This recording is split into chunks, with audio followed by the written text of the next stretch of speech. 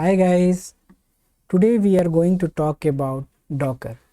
When I heard this Docker first time, I was in impression that do I need to learn this Docker? So I did some research. After doing research, I found that mostly DevOps guys are using this, but that was not 100% correct. So then I thought to explore it more, and after doing more research, I realized that everyone should learn Docker because it makes life easy. If you are a front end developer or a back end developer or a DevOps guys or a system administrator, it is going to help you and it is going to make your life really very easy. So we will try to find out the answer of this question. As a developer, do I need to learn Docker? Okay, so let's see how it is going to help us and why we should learn this. Okay, so let's see first traditional approach. So as a developer, what we do, we create a REST application, and that application we develop in our local, we test it, and then after we push it, it goes to Git repository, and from there we may have some CI/CD pipeline, and through this CI/CD pipeline it goes to the server. So basically how it works, that I have mentioned here. So we are doing the development and we are testing it locally on our system. Once the testing is done, we are pushing that changes to repository.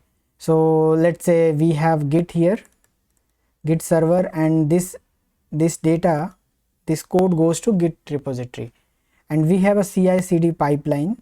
We can say like CI/CD pipeline. Maybe you are using Bamboo or Jenkins. Using that pipeline, this application will be deployed on this server. So this is the traditional approach what we are following. Okay, so what is the challenge here? Why we need to go with Docker? So let's see what is the problem. So I'm going to next slide. If we see here, let's say for our application we have updated the dependency. Okay, so for an example, we started developing the application with version of Java 17. Let's say we started application with Java 17. Okay, so at the point of time, like when we started on the working on application, the server was having the same version of JRE. So that's why whenever the application was getting deployed over here, it was working fine. But we got a requirement to test this application along with Java 8 as well. Here the concern is right, we want to change the version. I have taken this just for an example. This is one of the requirement which is related to operating system. So as of now there is JRE 17. Now if we want to test our application with JRE 8, Java 8, in that case what we have to do, we have to request server team to install JRE 8 on the server. Then only our application will be up and running. If we don't install this, in that case our deployment will fail, because we will not have this JRE 8. Okay, so now how Docker is going to help us here. So let's move to next slide. This is the next slide. So in Java 8 we need that specific version need to be installed on the server end. So now we are going to follow the Docker approach. Earlier we discussed about the traditional approach, where we were doing the development of the local and we were just deploying that on as a war file or jar file, we were deploying on the server. But now we are following a different approach, which is Docker approach. So in Docker approach, the first step would be to create a Docker file. So here I have taken an example of a Docker file where I have mentioned the JDK version. Okay, so JDK version is 17. I have mentioned the port number on which this application will run, and these are the required parameters that need to pass in the Docker file. We will discuss these things when we start working on the tutorial, and in each video we will come across all the information which is required. But as of now we are just discussing how Docker is going to help us. So fine, so now when we started building the application, we chose JDK 17 as a dependency. Okay, now we created a Docker file here, the first step. Then we do the build image, then we run the container, and then we test the application there, and then after we this arrow is saying that then after application will be tested on the server. It is not like it's going to move the image file. What I'm trying to say here, the Docker file will be the project will be pulled, and using that project, using Docker file, image will be created at server level. Okay, image will be created at server level, and then after the container will be run on this server. So actually what's happening here, we are not sending the jar file. What we are sending, we are just writing the Docker file, and using this Docker file on the server, this image will be created. So if we talk about this, like, so to use this approach, right, on your operating system, Docker engine need to be installed. So once you install the Docker, you can run container on that, okay, to that specific version of image.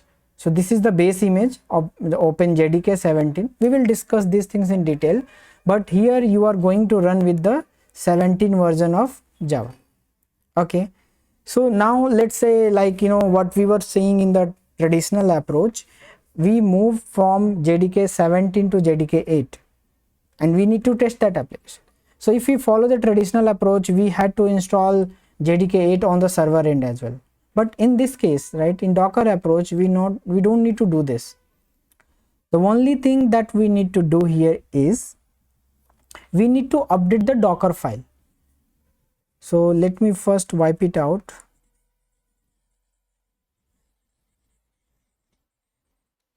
And let me move to the next slide. So in this slide, what I have done, we have just updated the JDK version from 17 to 8, and that's it.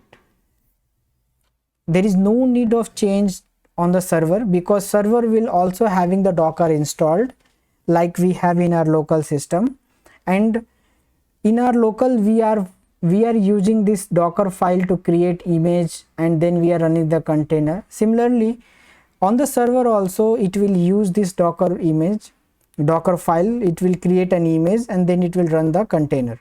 So it's like,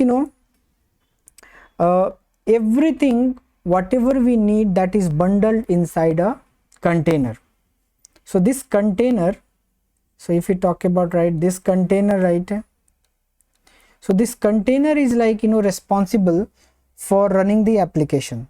So earlier it was running with JDK 17, now it will run with JDK 8. So based on the configuration what you have provided in your Docker file. So let's see these things practically, and before getting into the code, like, I want to say here, it is really helping you, right? I mean, how easy it is to move from one JDK version to another JDK version. So this is just a simple example I have taken. There are lots of examples, and you can think over it, and you can apply Docker approach there. Okay, so let's get into the code. I have created one Spring Boot application, a simple Spring Boot application. Let me give you a walk through that. So here I have created a Spring Boot Docker application where I have a main file, Spring Docker application, where I have created a endpoint test app, and this endpoint is just returning a message. Okay, if we are able to successfully containerize this application, then we will be able to see this message. So please don't get panic with these words, containerization, that we will discuss in later videos.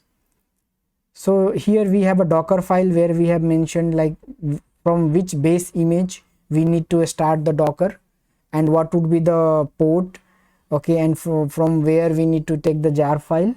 And here I have mentioned the jar file in the pom.xml file, right? Let me show you the pom.xml file. In pom.xml file we have mentioned the jar file name as well, right? Wait, where it is, it's really okay, artifact plugin, yeah. So here I have mentioned the jar file name spring-test. So that's why in the target folder we have spring-test.jar.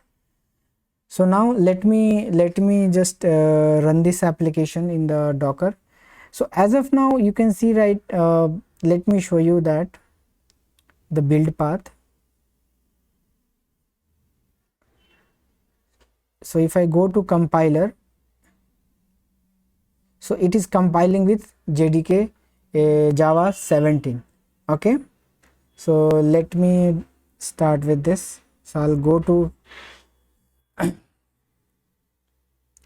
okay, good. So we'll start it from here. Let me bring this to this side. Now what we need to do, see, I'm inside the same location where my project exists. Let me show you the files. You can see this, we have a file called Docker file. The name should be same. If you are using a different name, then you have to use one flag, that is -f, to mention that, to use a custom file name instead of this Docker file name. If you are not using that, then you need to mention the same file name, okay. So now here what we need to do, first step is to create an image. First step is to create an image. So before creating an image, what I will do, I will just do here image ls. So you can see there is no image at all here. So let's go ahead and create an image from this Docker file. Image build -t, and we can mention the image name, whatever the name you want to tag with. So let's call it as a spring-app. We need to mention dot because we need to specify the location of this Docker file. So Docker file exists in the current location, so we need to mention dot here. So you can see that it's downloading open JDK 17. And now if we run this command docker image ls, you can see this image in your repository, right, Docker repository. Now let me clear this. Now the next, first we created an image. Let me come to the slide as well. So in this slide we have created a Docker file. From Docker file we have created an image, and now we are going to run the container. So as of now I'm going to show you with 17. So to run that container, docker container run -rm -p to just expose the ports locally. We will discuss these things in detail, but as of now bear with me. I just want to show you how it is going to help. So this is the docker container run -rm -p is port, and then after we will mention the image name spring-app. Okay, something wrong here. We have mentioned like -rm, it should be double hyphen. Okay, so now application is starting. Now my application is started. So application is started at 9090 port, and we can access this container through this port 8080. This is the host port and this is the Docker port. So you can see like here, if I mention here, this is the container, right, and this is the host. So 9090 is the port which is running on which application is running inside this container, and 8080 is the port through which we can access that application from the container. So let's access the application. So let's try here localhost 8080. So we are getting this is, and let's test, and this is the endpoint I have created. So you can see this, we are able to access the Spring Boot application through the containerized app, right? So it is containerized here, and now so here you can see the container, and from this container we have just now tested application, we are able to access that endpoint. Okay, now as per discussion, right, now we are trying to test the application with JDK 8. So what would be the step? So we just need to update the code from JDK 8 from JDK 17 to JDK 8. So let me save this. Along with this, I also need to change the build path, because we are changing the version. There is a huge difference in the version, so that's why we need to come here and one sec, let me go to compiler, uncheck this, check this to JDK 1.8, right? And now you can see this, everything is 8. Now apply, yes, and close. Now what you need to do, right click and go here and do a Maven install, so that you will have a fresh jar file. Okay, so you can see here Spring Test this jar is created, and this jar is for JDK JDK 8. This is compiled with JDK 8 version. Now what next? So I need to stop this application and clear this docker image ls. I will remove this docker image rm, and then I will mention spring -app. Okay, so now it is deleted, image ls, no image. Now the first step would be create a docker file, create a docker image with the help of docker file. So let me get into this ppt. So here we have docker file updated with JDK 8. If you see here, we have updated it to JDK 8. We have saved this. We have also built the application, and we have updated jar. Now here, now we need to build an image. So let's go and build the image.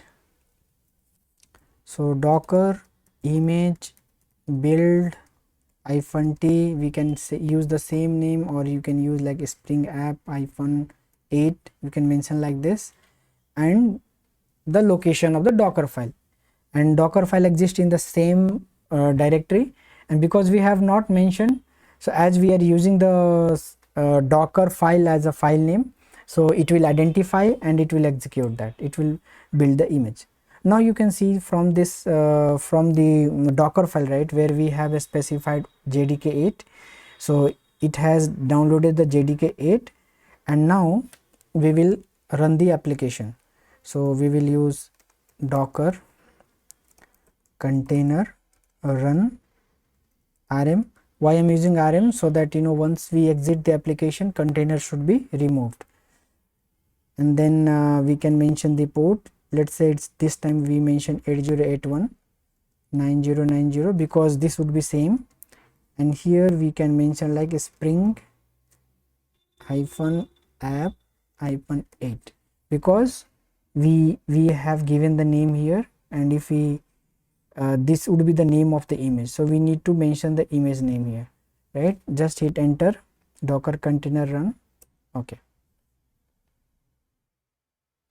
Okay, so now application is started inside the container at port 9090, and from host we can access it on this port 8081. So let me show you. If I try to access this application on this port, I will not access this, right? So we need to change the port from 8080 to 8081. Okay, so it's working. So I hope it's clear, and you know what I'm trying to explain here is like Docker is really very important in our you know software development life cycle. And now it's a part of the development, right? So if you are a front end developer, back end developer, or a DevOps guys, or a system administrator, everyone has to learn this Docker. Okay, and it's not that much difficult to learn. And just I showed you, right, how easy it is, right, to change with the different versions. Otherwise you have to install the particular version, maybe you are going with a dependency which is not compatible with you know a specific version of the operating system. So there would be lot of hurdles if you are going with to test your application with different versions. So it's always better to go with Docker. So I hope I have explained whatever I wanted to. So that's it for this video. If you really like it, please hit the like button, and please don't forget to subscribe my channel. Thank you very much.